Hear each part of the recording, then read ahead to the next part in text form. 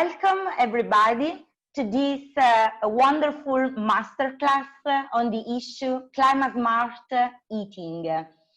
I am Claudia Laricchia. I'm the head of institutional relations of Future Food Institute, and I'm very happy to introduce this masterclass that is developed within the framework of the Future Food Academy. The Future Food Academy is developing a lot of educational programs with very important partners like FAO, the United Nations Agency for Food and Agriculture.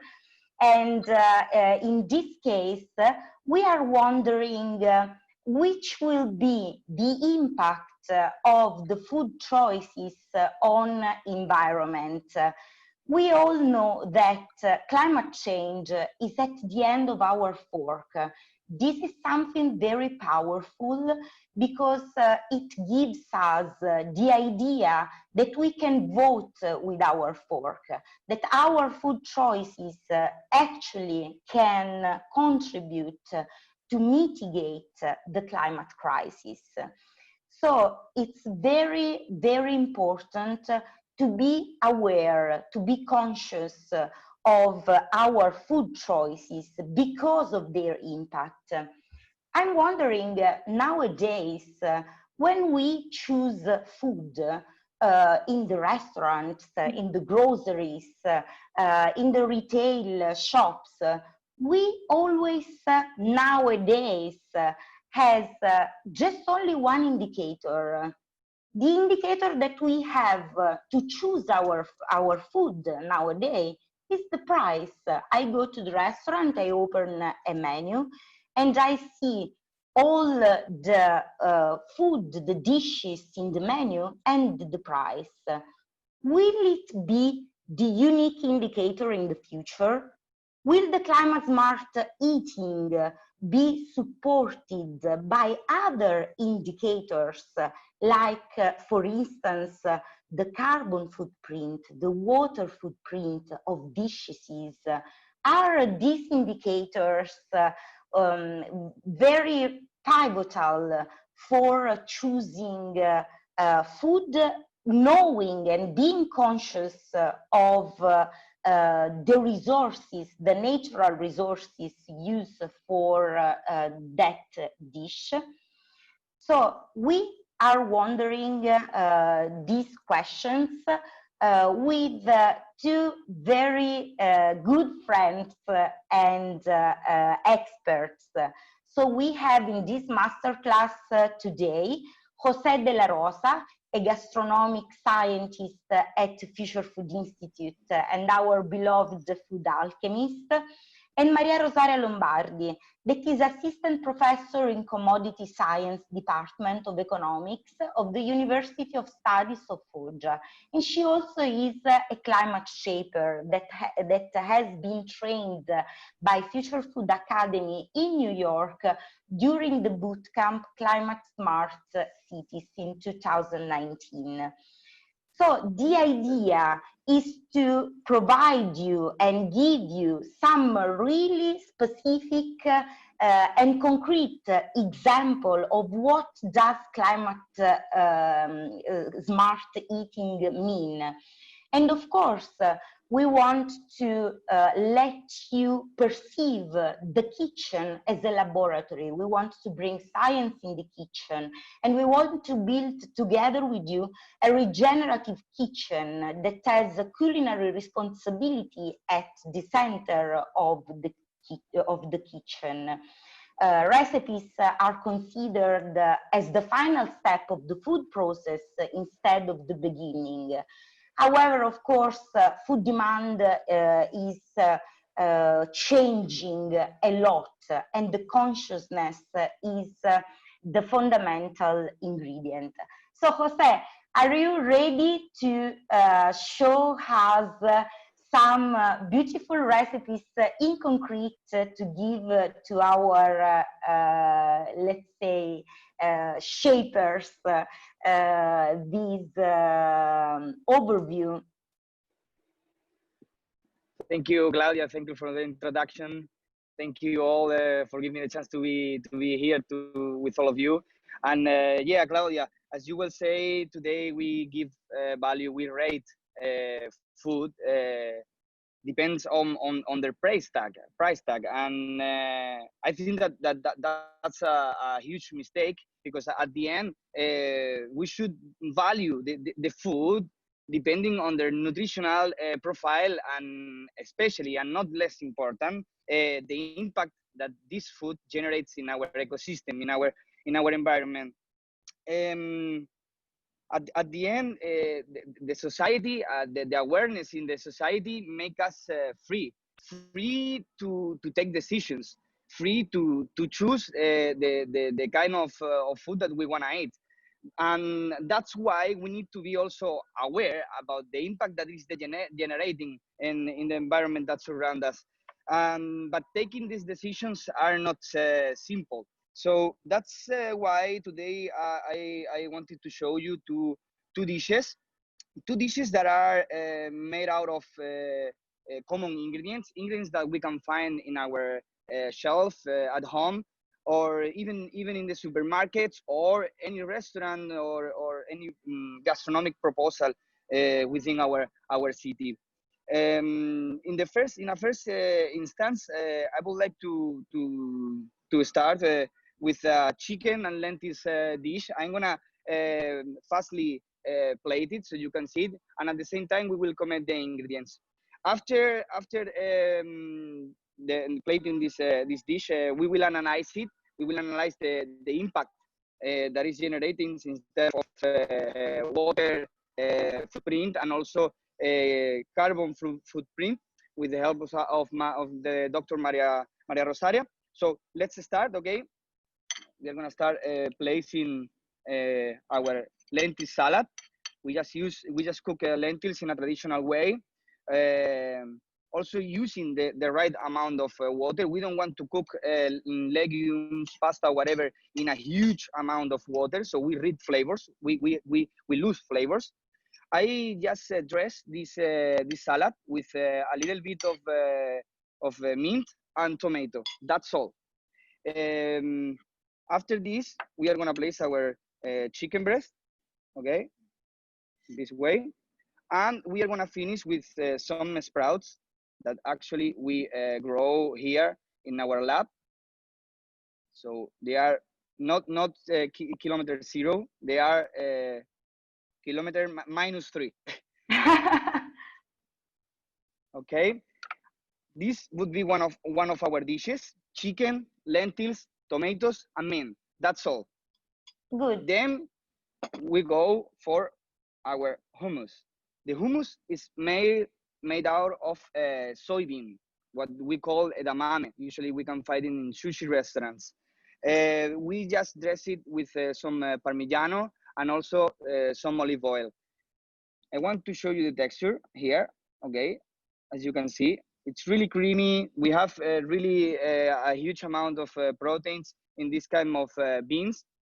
And but well, as you can see, these two dishes, one of them is more like a complete dish. We have most of the nutrients that we need for in our diet, and the other one is more like a side dish.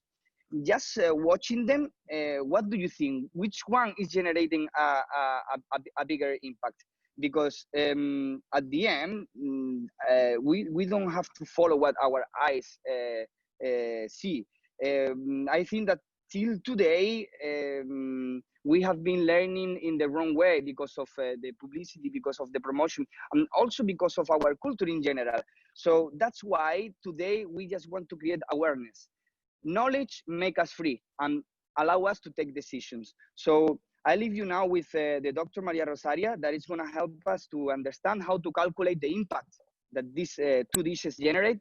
And so we are going to really understand that what our eyes say to us is not always true. Fantastic. Mariarosaria.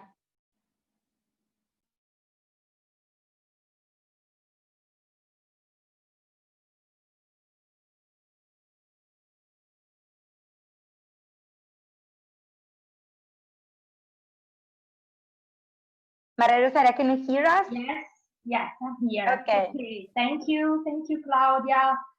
Thank you, Jose, for leaving me the floor.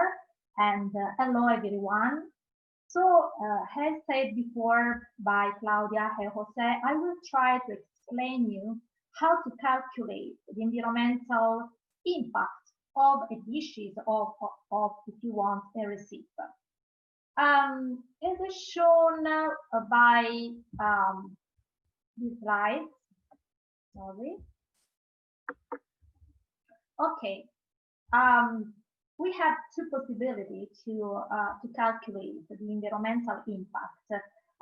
As said before, Claudia, in this case, we use two different environmental sustainability indicators, such as the water and the carbon footprint. These two indicators are regulated by the International Organization for Standardization, that consists of an expert to share knowledge and develop voluntary standards for supporting innovation and provide solutions above all for the global challenges, in this case, climate change. So what is carbon footprint? It's the total greenhouse gases emissions responsible for the climate change caused by the individual, event, organization, service, or product. Meanwhile, the water footprint, also regulated by international standardization, is the total volume of fresh water in liters used to produce the goods or service consumed by the individual or the community or produced by the business. So, take a look on the water footprint. The water footprint of a product, of a good, is defined, as I said before, the total volume of fresh water. And it's important to underline that this quantity is consumed directly or indirectly to produce a product in each phase of its supply chain. So why it is important to know the water footprint of food? As Claudia underlined before, it's important to save the resources and so to reduce the production cost due to the cultivation of a crop, for example.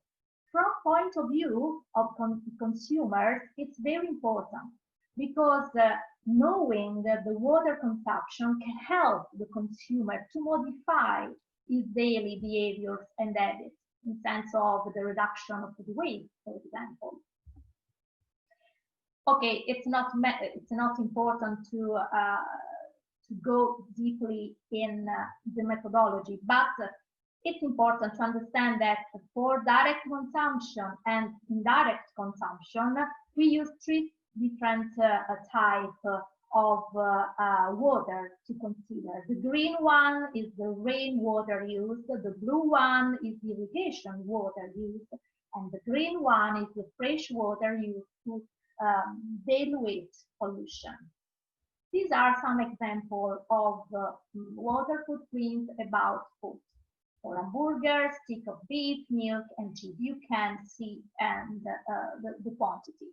But this is very important because now we are going to go deeply in the explanation of the water footprint related to food. As you can see, the Barilla Center for Food and Nutrition elaborated a food pyramid about the water footprint. So you can see here the different water footprint considering also the cooking phase. Okay, so you have a maximum and minimum values, and that depends on what the different phases of the supply chain in terms of production of that food. The carbon footprint otherwise represents an indicator of GHG emission to guide, to address politicians and above all consumers toward policy and behaviors for reducing the release of GHG emission in the atmosphere, and so for mitigating the climate change. GHG emission, we intend not only carbon dioxide, but also methane or fluorinated gases. And so for this, we have a food pyramid elaborated by Barilla Center for Food and Nutrition about the different carbon footprints released by the production in its entire life cycle of different types of foods. But it's very important to understand that this type of evaluation has to take into account each phase of supply chain. As you can see, in this case, for the pasta by Barilla, we have the different values for carbon footprint and water footprint. So as you can see, raw materials cultivation, either for carbon and water, represent surely the most important responsible for the emission of GHG emission or the use of water, and also the cooking phase because of fossil fuels in the case of the carbon footprint. So let's go to the receipt of José. Okay, try to understand which are the carbon and water footprints of these two different types of dishes. Okay, so the first one, José presented the chicken breast. So let's start with the chicken breast. Okay, in the first column, you can see the general value of water footprint and carbon footprint. So I have looked for specific data when this data was not reported in the food pyramid by Barilla. In some case, I found some specific data, for example, for mint, fresh mint, because it's very difficult. If you look at the food pyramid, you see vegetables in general, fruits in general. So first of all, I tried to find the specific data, and in some case, I was lucky because I found it.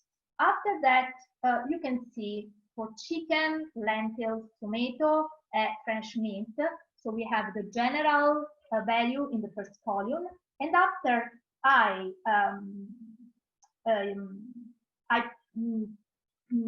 the original value has been proportionated to the quantity described in the receipt. So the proportion is given the final value that you can see in the blue column, reported, of course, as I said before. The same approach I used for the carbon footprint. So in the first column, we have the general value. As in this case, I searched specific data where it was possible. And we have so the final total amount of the carbon footprint. The same thing I did for the receipt 1, the famous hummus done by soybeans and Parmesan cheese. So as you can see, for the cooking water, if you use tap water, the carbon footprint is very modest. The most important impact is generated by the production, of soybean. This is very important. And so, as you can see at the end, with the same approach, with the same procedure, I calculated the water, the carbon footprint, by doing the proportion according to the amount of the ingredients. To understand, after I will the floor to Claudia to understand to give her the possibility to discuss the final results of these tables, I will leave you, I'm going to leave you with this type of slides. It's very important to understand, for example, in terms of carbon footprint, which is the impact in terms of comparison with a car. Okay, so if I eat a hummus or a chicken breast, I can impact in terms of 1 kilometer, more or less, of run by a car. So the emission of the same GHG emissions of car that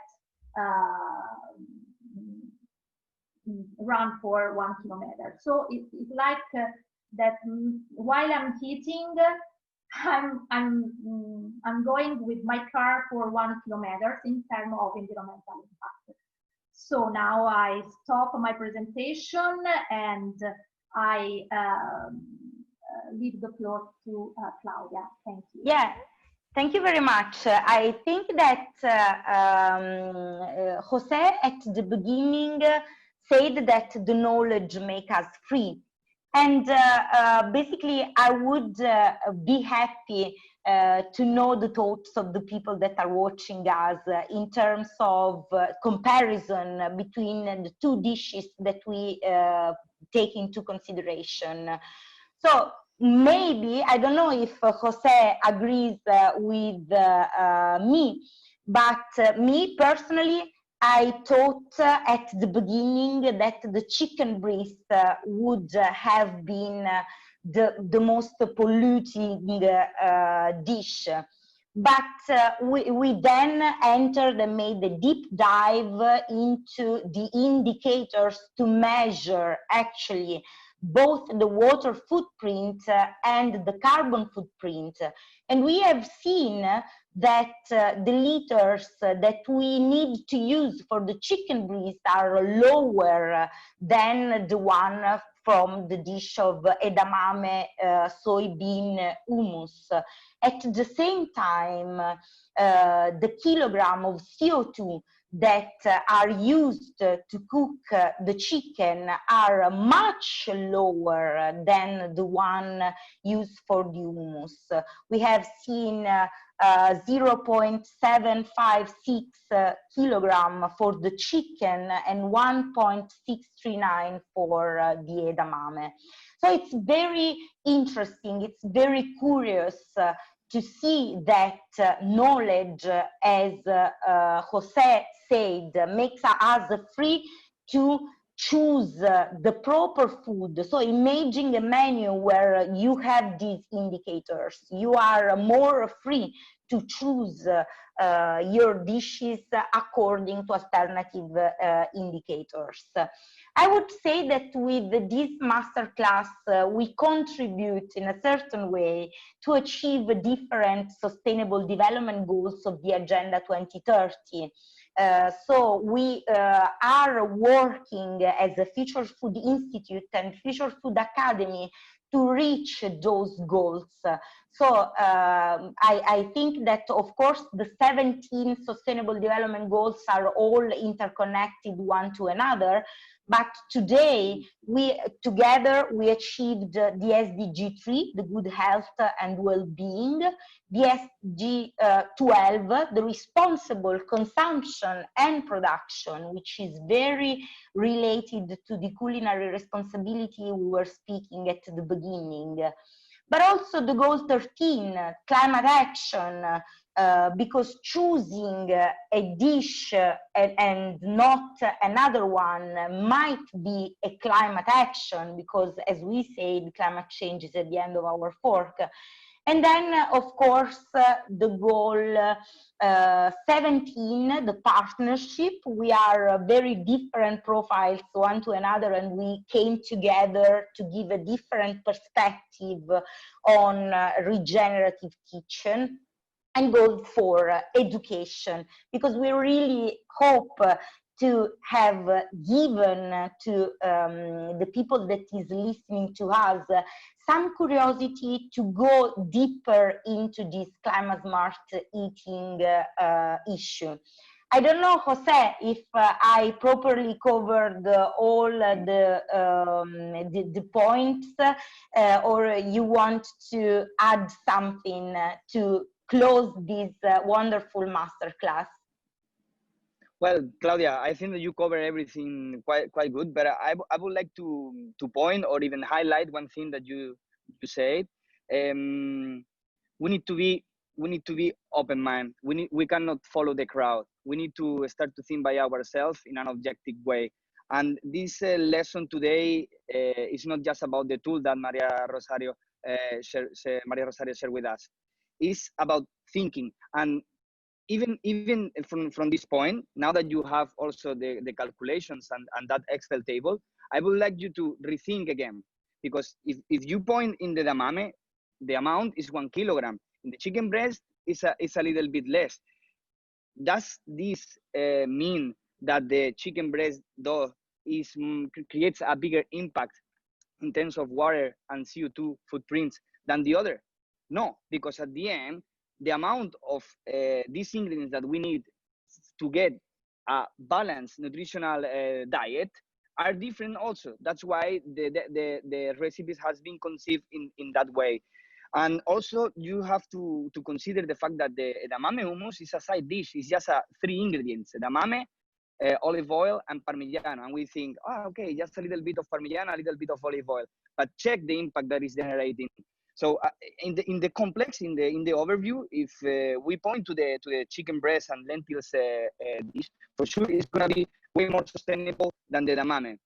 And again, to finish from my part, the most important thing is to think, to be acknowledged, to research and not just follow what we listen, because the most important thing in these dishes is to make your own decisions depending on your knowledges and not on what you just listen. So from my part, it's everything here, and I guess I didn't miss anything. Fantastic. So thank you all for following this masterclass, and keep following Future Food Institute and Future Food Academy for the other masterclasses like this. Thank you very much. Thank you, José. Thank you, Mariarosaria. Thank you.